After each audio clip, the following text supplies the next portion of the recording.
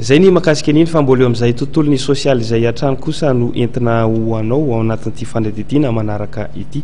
Olona 5 voasambotra notazomin'ny zandarmaria pirenena ireo fiara lehibe 3 notondrana ireo kodiarana alatra vokatry ny fanadidina nataon'ny mpitandron'ny filaminana tao aoriana ahitana ilay fiara lehibe nisy namela tetsy amin'ny bypass rehefa avy nangalarina ny entana nentiny andro vitsivitsy lasa izay ireo voatanisa rehetra ireo dia hitantsika ao anatin'ity fanadidina manaraka ity. Olona 5 voasambotra nitazomin'ny zandarmaria pirenena ireo ho fiara lehibe 3 nitondrana ireo kodiarana alatra nentin'izy ireo. Vokatry ny fiara-miasa teo amin'ny polisy etsy Ambohimanambola sy ny zandarmaria pirenena izao fisamborana olon-dratsy zao izay totosa ny sabotsy lasa teo. Nahita-pahombiazana tokoa ny fanadihadiana mikasika ilay fiara lehibe nitatitra kodiarana avy any Tomasina nisy namela tetsy amin'ny bypass rehefa avy nangalarina ireo kodiarana misa 527 nentiny andro vitsivitsy laza zay.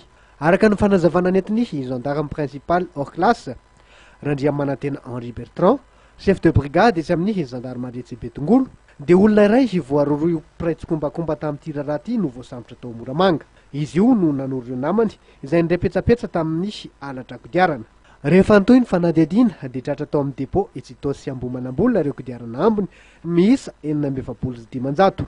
Olona 3 hafa araka izany nitratehaka teo ampamindrana ireo kodiarana alatra izay saika ho varotana teny amin'ny quincaillerie.